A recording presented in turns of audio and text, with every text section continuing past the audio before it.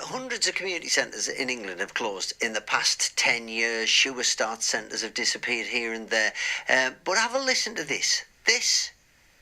I couldn't believe what I saw. I went to visit this place in Gateshead, in Reckington, and this is a super community centre, bustling with life and ideas, and this is Duane who works there. We provide education to children, teenagers mainly, who have been kicked out of mainstream education. Often the educational package that schools offer is very one-size-fits-all, and it's not for everybody, so it leaves a few stragglers behind. We also offer preventative measures for kids who are maybe about to get kicked out of school. Within this building, we offer catering and hospitality, business, IT, English and maths, the humanities like history, geography, RE. We have another building up the road where we teach media production, which offers music, design, video game design.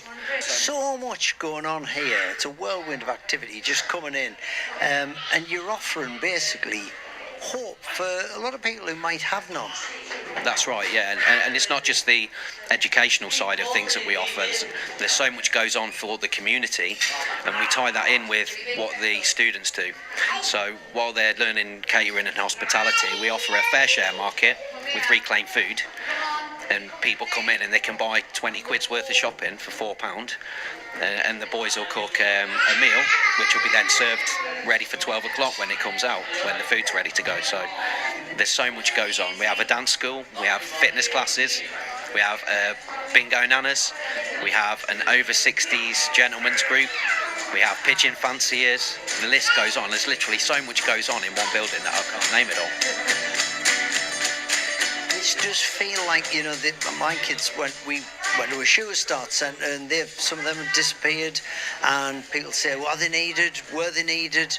When you look here, there's clearly a need for lots of different things, all in one centre. It's much more than a community centre. It's a community centre 10x. Well, as you can see that the country's fallen into economic difficulties over the last 10 years or so, it's important for places like this to be able to help communities to thrive. I think what you've seen over maybe the last 30 to 40 years is that there's become less community coherence, and people are not as interested in looking after each other as they maybe used to have been in generations gone by. So how did that happen here?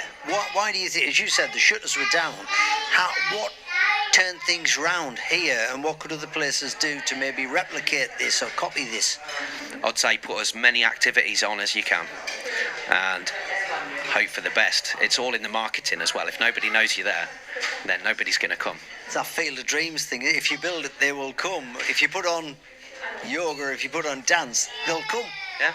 A few years ago we ran a boxercise course, and that ran really well for about 5 or 6 months before it sort of died off. And then we tried something else, basketball, or hairdressing. What's happening through there? There's a lot of lads in there. In the hall at the moment there's a recruitment day going on for a bottle factory in Sunderland.